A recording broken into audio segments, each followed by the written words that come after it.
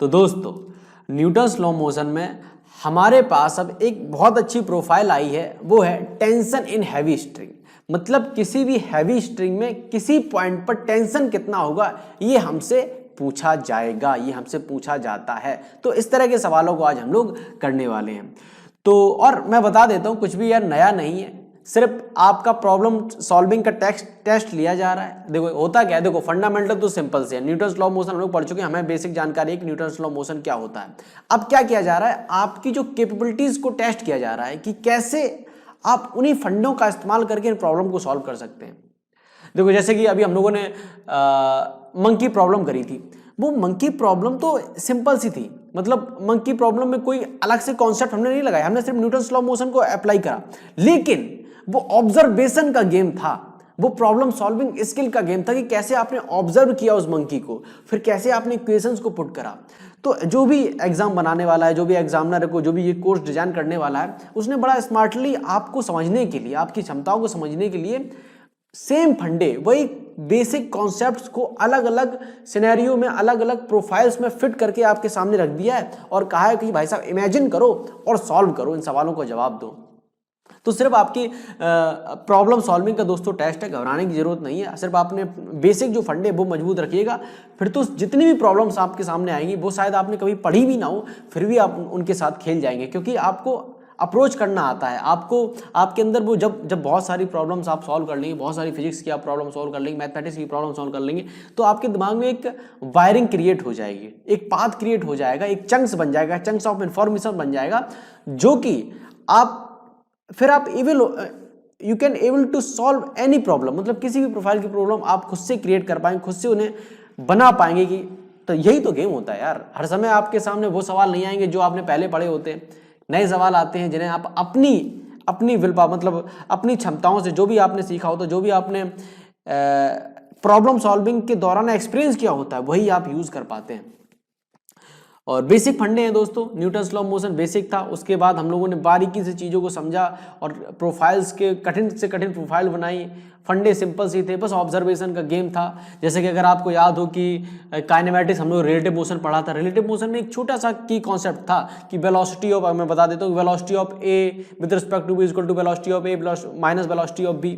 Simple सा छोटा सा चेन रूल, और उससे कितनी सारी प्रॉब्लम्स बन गई। रिवर बोट प्रॉब्लम देख लो, रिवर मैन प्रॉब्लम देख लो, एरोप्लेन वाला, विंड और फ्लैग प्रॉब्लम, एक और बेहतरीन था कॉलिजन वाला प्रॉब्लम। मतलब एक छोटे से की पॉइंट, छोटे से फंडे से कितनी सारी प्रॉब्लम बन गई। और वो क्यों बनाएंगी इतनी सारी प्रॉब्लम? वो सिर्फ आपकी क्षमताओं को टेस्ट करने के लिए बनाएंगे, आपकी कैपेबिलिटीज को टेस्ट करने के लिए बनाई गई है। तो कीप इन माइंड, हमेशा अपनी क्षमताओं को इंक्रीज करना, वो तब हो पाएगा जब आप खुद से प्रॉब्लम्स को सॉल्व करेंगे, फिर खुद से प्रॉब्लम्स के सॉल्यूशन के पीछे भागेंगे, खुद से ट्राई करेंगे। क्योंकि आपने भी जितने भी अभी तक एग्जाम दिया, आपने फील किया होगा कि जब आप एग्जाम हॉल में बैठते हैं, जब आपके सामने कोई प्रॉब्लम होती है, तब आपको अपनी क्षमताएं याद आती हैं। ये याद नहीं आता कि टीचर कैसे सॉल्व किया था, आपको ये याद आता कि कैसे मैंने इसे सॉल्व किया था। हमेशा इसे अगर आपके दिमाग में ये आता है कि टीचर ने कैसे सॉल्व किया था, तो आपकी गलत अप्रोच है। हमेशा याद रखिएगा कि आपकी क्षमताएं क्या है, क्योंकि बड़े एग्जाम में, जो टेक्निकल एग्जाम होते हैं, उनमें आपकी सोच चलती है। रटने से तो भाई कुछ नहीं होने वाला, यहाँ पर आपको ही मेहनत करनी पड़ेगी, आपके अपनी कैपेबिलिटीज को बढ़ाना पड़ेगा, अपनी दिमागी क्षमताओं को आपको बढ़ाना पड़ेगा। तो फिलहाल छोटी सी प्रॉब्लम थी, मतलब छोटा सा ये कॉन्सेप्ट है, छोटा सा टेंशन है, हैवी स्ट्रिंग छोटा सा कॉन्सेप्ट है, तो मैंने कहा थोड़ा सा आपको चर्चा कर लिया है, आपको बता दिया जाए कि वास्तव में एग्जाम का मतलब क्या होता है। वास्तव में एग्जाम का मतलब ये होता है कि बस आपको अपनी, जो एग्जामिनर कह रहा है, जो भी एग्जाम की रिक्वायरमेंट है, वो है कि आपकी कितनी क्षमता है प्रॉब्लम सॉल्विंग। अगर जेईई का एग्जाम है तो वो सिर्फ आपसे मांगता है कि आप कितने बेहतर हैं प्रॉब्लम सॉल्विंग में, आप कितने बेहतर हैं प्रॉब्लम सॉल्विंग, कितनी ज्यादा आपके माइंड की रैम है, कितनी ज्यादा इंफॉर्मेशन आप एक समय में अपने दिमाग में रख सकते हैं, वो ये टेस्ट करता है। और वो सब बड़ा, ऐसा नहीं कि नेचुरली होती है, हर बंदे के पास वो रैम नहीं होती। मतलब रैम मैं कह रहा हूँ, ऐसा RAM is not a good word. RAM का मतलब है कि एक टाइम पर आप कितनी इंफॉर्मेशन अपने दिमाग में रख लेते हैं। तो ये जो कैपेबिलिटी है, ये आप प्रॉब्लम सॉल्विंग से बढ़ा सकते हैं। जब आप फिजिक्स की प्रॉब्लम सॉल्व करेंगे, बड़ी बड़ी चीज़ें आप अपने दिमाग में ही विजुलाइज करेंगे, आप बड़े बड़े कैलकुलेशन अपने दिमाग में ही करने की कोशिश करेंगे, तो आपकी रैम धीरे धीरे बढ़ती हुई चली जाएगी। क्योंकि आप देखते हैं अपना आँख का अगर लेंस भी देखें तो वो कितना फ्लेक्सिबल होता है ना। आप जूम इन जूम आउट कर सकते हैं, नेचुरल है और ऐसे ही अपना दिमाग है, वो अपनी कैपेबिलिटीज को बढ़ा घटा सकता है सिचुएशन के हिसाब से। तो वही आपको करना है, अपनी क्षमताओं को आप बढ़ा सकते हैं, बस आपको प्रॉब्लम सॉल्व करनी पड़ेगी और खुद से करनी पड़ेगी। कभी भी ट्राई करिएगा कि सॉल्यूशन कभी मत देखो, किसी भी प्रॉब्लम को करने जाओ कभी भी सॉल्यूशन मत देखो, जितना हो सके जितना अपने आप को पुश कर सको सॉल्यूशन मत देखो, उसके 20 तरीके से आप उसे ट्राई करो, तो जो दिमाग में आपके चंक्स बनेंगे, जो पाथ होंगे बहुत क्लियर होंगे, आप बहुत अच्छे विजुअल थिंकर बनेंगे, आप बहुत अच्छे प्रॉब्लम सॉल्वर बनेंगे। बस आपको एक प्रॉब्लम में 2 घंटे लग रहे हैं, 3 घंटे लग रहे हैं, मैं तो लगाओ, लेकिन आपकी वो 2 घंटे 3 घंटे वर्थ इट होंगे, आप एक अनबीटेबल पर्सन बनेंगे। इसीलिए मेरा ये हमेशा सुझाव रहता है कि जब भी आप प्रॉब्लम सॉल्विंग की तरफ जाएं तो कभी भी सॉल्यूशन ना देखें, कभी भी सॉल्यूशन ना देखें, खुद से ट्राई करें। अगर नहीं आ रहा है तो सीधी सी बात है कि आपके बेसिक फंडे हैं वो क्लियर नहीं है। अगर आप इन्फॉर्मेशन को, वो पिक्चर जो सवाल में होता क्या है, सवाल में सिर्फ पिक्चर्स होती हैं। जो भी सवाल होते हैं, जो भी आपके सामने सवाल आते हैं, उसमें एक कहानी होती है। अगर वो कहानी आप विजुलाइज नहीं कर पा रहे हैं, यानी कि आपके पास वो क्षमता भी नहीं है, तो आपको वो क्षमता धीरे धीरे डेवलप करनी पड़ेगी, छोटे छोटे सवालों से डेवलप करनी पड़ेगी, फिर आप बड़े सवालों पर जंप करिए, आप जरूर सफल होंगे, आप सवालों को सॉल्व कर पाएंगे। फिलहाल हम लोग इस छोटे से कॉन्सेप्ट के बारे में हम लोग पढ़ेंगे। और पिछली वीडियो में जैसे आपने देखा कि हम लोगों ने पढ़ा था किसके बारे में, पुली के बारे में, मतलब पुली संबंधित जो सवाल हम लोगों के सामने आते थे उनके बारे में हम लोगों ने पढ़ा था दोस्तों। अच्छा, तो अब इसी पे बात कर लेते हैं। जैसा कि हम लोगों ने अभी तक आइडियल पुली के बारे में बात करते हैं कि आइडियल पुली ही लेते आए। आइडियल पुली का मतलब होता है कि उस पुली, आइडियल पुली नहीं, आइडियल रोप, आइडियल रोप अभी तक हम लोग लेते आए थे, या रोप कह लो, या स्ट्रिंग कह लो, या रस्सी कह लो। अभी तक हम लोग आइडियल रस्सी लेते आए थे जिसमें मास नहीं हुआ करता था।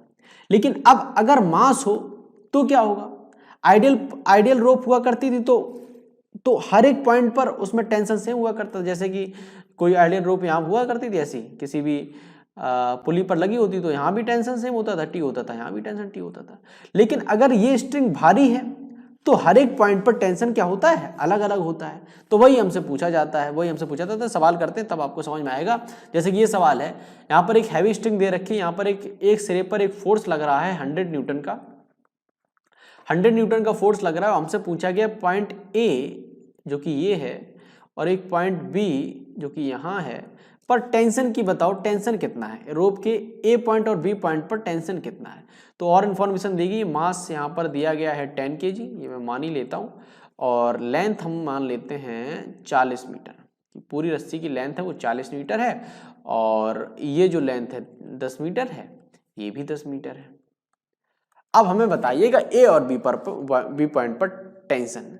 अब मैं आपसे कोशिश करता हूँ, मैं आपको समझाने की कोशिश करता हूँ, फिर से वही बात जो मैंने अभी थोड़ा लेक्चर दिया बड़ा सा, फिर से मैं बता रहा हूँ कि ये सवाल को आप खुद से ट्राई करिएगा। ये जो प्रॉब्लम है, मैंने कहा फंडे सिंपल से, न्यूटन्स लॉ ऑफ मोशन अगर आपको बारीकी से आते हैं तो आप इस प्रॉब्लम के साथ थोड़ा बहुत एक्सपेरिमेंट कर सकते हैं। लेकिन फिर भी मैं थोड़ी सी हिंट देना चाहूँगा। अगर आपने चलिए हिंट नहीं है, ऐसा जैसे नहीं आया होगा वो समझेगा यार बेइज्जती कर रहे हो, तो चलो हम लोग सवाल सॉल्व ही करते हैं। तो अब सोचने का तरीका देखो दोस्तों, अगर हम इस पॉइंट को, हमसे यहाँ पर टेंशन पूछा गया, रस्सी के ए पॉइंट पर टेंशन पूछा गया, तो अगर हम इस चीज को थोड़ा जूम करके देखें, अगर हम इसको जूम करके देखें, ठीक है, ऐसा जूम करके देखते, ये लो जूम करके देखें तो इस तरह की पिक्चर कुछ दिखाई देगी। मैंने बहुत सारा करोड़ों लाखों गुना जूम कराया तो ब्लॉक की हमें ये पिक्चर दिखाई दे रही। कहीं ना कहीं जो माइक्रोस्कोप बॉन्ड से हैं, बॉन्ड यहाँ पर दिखाई दे रहे हैं इतना तंगड़ा मैंने इसको जूम कर दिया। और ये जो पार्ट है ये 10 इस साइड का पार्ट है, इस तरफ दिख रहा है, और ये पार्ट है इस साइड का दिख रहा है, और ये है ये अपनी पोजीशन।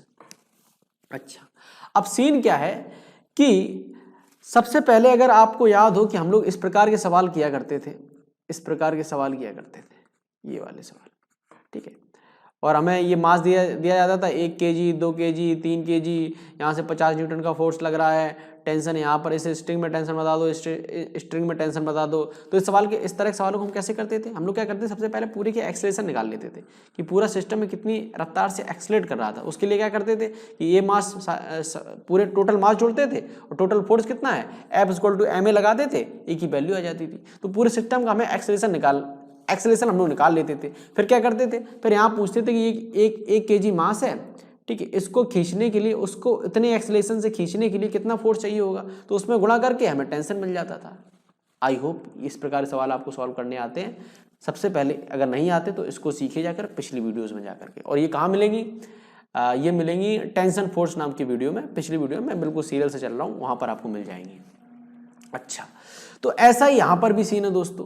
तो जब हम लोग जूम करेंगे तो उससे पहले हम लोग क्या करेंगे, हमने पिक्चर को जूम कर लिया, हमने सेपरेट कर लिया, हमने देख लिया कि हाँ यहाँ पर हमें टेंशन निकालना। जिस तरह पिछले सवालों में स्ट्रिंग काम किया करती, दो बॉक्स में के बीच में जो स्ट्रिंग काम करती थी, वही जो छोटे छोटे बॉन्ड काम कर रहे हैं। तो करना क्या है, बस हमें यहीं पर टेंशन बताना कि इसको खींचने के लिए हमें कितना फोर्स चाहिए, इस पार्ट को खींचने के लिए, एक ही पीछे वाला पार्ट, ये वाला पार्ट, इसको खींचने के लिए कितना फोर्स चाहिए, वही ए पॉइंट पर क्या होगा, टेंशन होगा। तो उसके लिए हमें सबसे पहले एक्सेलरेशन पूरे सिस्टम का पता होना चाहिए। आपको पता है 100 न्यूटन का फोर्स लग रहा है, 10 kg पूरी रोप का, पूरी रस्सी का मास है, और मास कांस्टेंट मतलब कॉन्स्टेंटली डिस्ट्रीब्यूटेड है मास, ऐसा नहीं है variable distributed, constantly distributed, constant mass distribution है।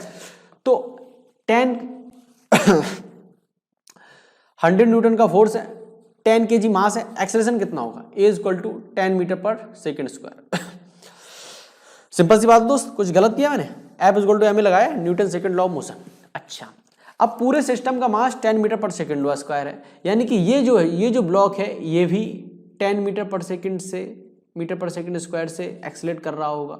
अब इसका अगर हमें मास पता चल जाए तो हमें पता चल जाएगा कि ये जो बॉन्ड्स हैं वो कितना फोर्स लगा रहे होंगे, वही यहाँ पर ए पॉइंट पर टेंशन की वैल्यू होगी। तो मास कैसे निकालेंगे? तो यूनिटरी मेथड से निकाल सकते हैं भाई साहब, 10वीं कक्षा की बात है। अगर 40 मीटर में, क्योंकि हमें 10 मीटर में कितना मास है इतना ये निकालना है। अगर 40 मीटर में आपको पता है कितना है, 10 kg मास है, तो 1 मीटर में कितना होगा, 10/40 यानी 1/4।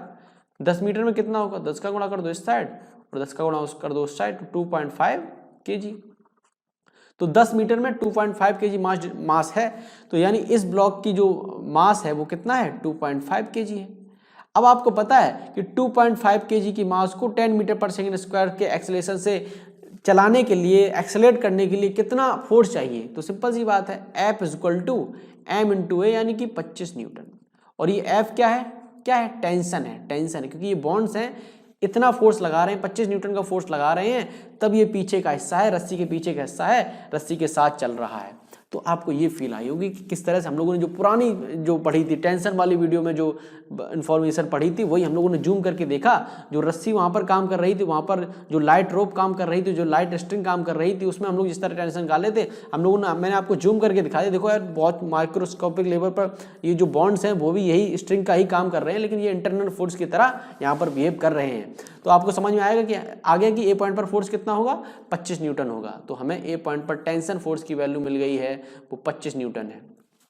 अब बी पॉइंट पर आप सोचकर बताओ, बी पॉइंट पर भी क्या होगा। इसको भी आप क्या मान लो कि माइक्रोस्कोप पर आप बहुत जूम करके देखो तो कहीं ना कहीं बॉन्ड हैं, जो बॉन्ड लगे हुए हैं, जो पूरे हिस्से को खींच रहे हैं, इससे कनेक्टेड बॉन्ड है। आप बिल्कुल इमेजिन करिए इस चीज को कि ये पूरे हिस्से को खींच रहे हैं, और पूरा हिस्सा कितने से खींच रहा है, 10 मीटर पर सेकेंड स्क्वायर से। अगर हमें मास पता चल जाए, अगर हमें इस हिस्से का मास पता चल जाए, एक्सेलरेशन तो पता ही है, तो हमें फोर्स तो निकालने में कितनी देर लगेगी, इतने मास को इतने एक्सेलरेशन से खींचने के लिए हमें कितना फोर्स चाहिए, हमें ये निकालना है। तो सिंपल सी बात है, हम लोग क्या करेंगे, इसका मास निकालेंगे। मास निकालना कितनी बड़ी बात है। जैसे आपको पता है 1 मीटर पर 1/4 kg है, तो अब ये लेंथ कितनी होगी, 30 मीटर होगी, क्योंकि वो 10 है, टोटल 40 है, 30 है, तो 30 मीटर पर 30/4 यानी कि 15/2 यानी कि 7.5 kg, 7.5 kg।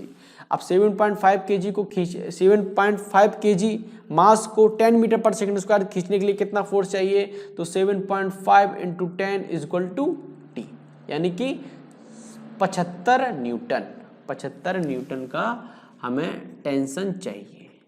ठीक है, 75 न्यूटन का टेंशन चाहिए यहाँ पर, यानी कि बी पर हमें टेंशन कितना होगा, 75 न्यूटन होगा, ए पर कितना होगा, 85 न्यूटन होगा टेंशन फोर्स का वैल्यू। समझ आई दोस्तों, ये बात आपको समझ में आई क्या, ये बात आपको समझ में आई? स्वाभाविक सी बात आपको समझ में आई होगी। तो आप क्या इस प्रकार के सवालों को डील कर लेंगे? हाँ भाई साहब, बिल्कुल आसानी से हम लोग इस प्रकार के सवालों को डील कर लेंगे। ठीक है, अब कभी कभी वेरिएबल मास भी दे दिया जाता है, तो उसके लिए हम लोग जब हम लोग आगे इस पर बात करेंगे, लेकिन हम लोग शायद करेंगे आपको हम सेंटर ऑफ मास में अच्छे से किस तरह से कंपोनेंट लेते हैं, किस प्रकार से वेरिएबल थिंग्स के लिए हम लोग इस प्रकार का गेम खेल सकते हैं, वो मैं आपको बताऊंगा। लेकिन शायद अभी तक के लिए ये काफ़ी सफिशिएंट है, ये भी काफ़ी अच्छी प्रॉब्लम्स हैं, कठिन प्रॉब्लम है। अच्छा, एक और प्रॉब्लम लेते हैं, काफ़ी फनी सी, अच्छी सी, फनी नहीं मतलब खूबसूरत सी। तो इस मास को मैं 0.5 kg कर देता हूँ। ओके, डन है। अच्छा, अब यहाँ पर फोर्स ले लेता हूँ मैं 100 न्यूटन कि 100 न्यूटन का फोर्स है भाई साहब। ये 100 न्यूटन के फोर्स से इस रस्सी को खींचा जाता है। रस्सी के पीछे एक ब्लॉक भी लगा है 5 kg जो आपको दिखाई दे रहा है। अब रस्सी का मास मैं रस्सी पुरानी वाली ही ले लेता हूँ कि m है 10 kg और लेंथ है इस रस्सी की 40 मीटर और एक पॉइंट है A जो कि है 10 मीटर की दूरी पर। डाटा मैंने उतना ही सरल लिया कि आपको वो फिर उससे यूनिट मेथड ना लगाने पड़े। इसके लिए 10 मीटर है, ठीक है। ओके, 10 मीटर है। ओके ओके ओके, ऐसा करता हूँ मैं रस्सी का मास बढ़ा देता हूँ थोड़ा। रस्सी का मास में कर देता हूँ 15 kg कर देता हूँ। नहीं नहीं नहीं नहीं नहीं no no no no no 10 ही रहने देते हैं क्योंकि डाटा गलत हो जाएगा। 10 kg मास है, एल है 40 मीटर। ओके, हमें पूछा गया ए पॉइंट पर टेंशन बता दो। ए पॉइंट पर हमें टेंशन बता दो और एक और मैं बता देता हूँ कि बी पॉइंट पर भी हमें टेंशन बता दो। बी पॉइंट बिल्कुल जो ब्लॉक से सटा हुआ पॉइंट है, ब्लॉक जहाँ पर अटैच्ड है रोप से, हैवी स्ट्रिंग से, वहाँ पर भी बता दो और एक और पॉइंट ऐड कर दूँ। नहीं, ठीक है, इतना है। अब हमें आप सवाल खुद करके ए और बी पॉइंट पर हमें टेंशन की वैल्यू बताइए। बताओ भाई कैसे बताओगे? तो पहले थिंग क्या है? पहली थिंग पूरे सिस्टम का एक्सेलरेशन क्या है? आपको पता पूरी थिंग का मास कितना हो गया? मास हो गया इसका, रस्सी 15 kg की है, 5 kg का क्या है? ब्लॉक है। रस्सी कितनी है? 15 kg की, 5 kg का ब्लॉक है। तो एक्सेलरेशन कितना हो गया? एक्सेलरेशन कितना? 100/15। इसीलिए मैं डाटा चेंज करना चाहता था। एक्सेलरेशन इसका आया 100/15 मीटर पर सेकेंड स्क्वायर। ये इसका एक्सेलरेशन आया। अच्छा, ये एक्सेलरेशन आया, हमें निकालना है बी पॉइंट पर टेंशन। बी पॉइंट पर हमें टेंशन निकालना है। तो आपको पता है कि 5 kg ब्लॉक के लिए 5 kg ब्लॉक अगर 100/15 मीटर पर सेकंड स्क्वायर से एक्सेलरेट कर रहा है तो उसके इतने एक्सेलरेशन से उसे एक्सेलरेट कराने के लिए कितना फोर्स चाहिए, वही बी पॉइंट पर टेंशन की वैल्यू होगी। तो कैसे? सिंपल सा, आप तो सिंपल सी गणित है हमारे सामने। तो हमें क्या करना पड़ेगा? Tension at B equal to 5 into A कितना है? 100/15। तो ये लो भाई 3, तो टी बी बराबर 100/3 न्यूटन, यानी कि tension in at B 100/3 newton है। अब टेंशन इन ए निकालो भाई, टेंशन ए निकालो, कितना निकलेगा? जैसा कि आपको पता है कि इतनी रस्सी का मास कितना है? 2.5 kg है ना। निकाल चुके, दोबारा निकालने का मतलब नहीं है। तो 2.5 kg है और ये पिछला ये ब्लॉक का भी मास हमें जोड़ना पड़ेगा क्योंकि हमें टेंशन यहाँ निकालना है। तो ये चीज़ है, ये जो अगर यहाँ जूम करके हम लोग देखें, इन बॉन्ड्स को हम लोग जूम करके देखें तो ये बॉन्ड्स कहेंगे भाई साहब हम तो रस्सी तो खींच ही रहे हैं जो 2.5 kg की है, उस पर जो पीछे ब्लॉक भी लगा उसको भी खींच रहे हैं। यानी टोटल फोर्स हम जो लोग खींच रहे हैं, टोटल जो मास खींच रहे हैं, कितने एक्सेलरेशन है? 10/15 एक्सेलरेशन जो मास खींच रहे हैं। हमें फोर्स थोड़ा ज़्यादा चाहिए होगा क्योंकि हम 5 kg के ब्लॉक को भी खींच रहे हैं। तो टोटल मास कितना होगा? 7.5 और एक्सेलरेशन कितना है? 100/15। 100/15 तो ये 2 से कट जाएगा तो T is equal to 50 newton. मतलब टेंशन एट ए कितना आएगा? 50 न्यूटन आएगा। कितना आएगा दोस्तों? 50 न्यूटन आएगा। तो इस प्रकार से हम लोग सवालों को सॉल्व करेंगे दोस्तों। हैवी स्ट्रिंग, ये इस तरह से आपको डील करना है। और आगे हम लोग पढ़ेंगे spring force, the cutest thing. मतलब मेरी पसंदीदा यार स्प्रिंग फोर्स, मतलब कि आपने हुक्स लॉ, अगर हुक्स लॉ से लोग ज़्यादा जानते हैं स्प्रिंग फोर्स मतलब किस प्रकार से। अब जैसा अभी तक हम लोग को पढ़ा Newton normal contact force, tension force, उसी तरह क्या है स्प्रिंग फोर्स भी, इसको भी हम लोग आराम से पढ़ेंगे दोस्तों। ऐसे इसमें आई होप कि आपको हैवी स्ट्रिंग वाले कॉन्सेप्ट में मज़ा आया होगा, आपने एंजॉय करा होगा। और आगे बढ़ते हैं और इसको हम लोग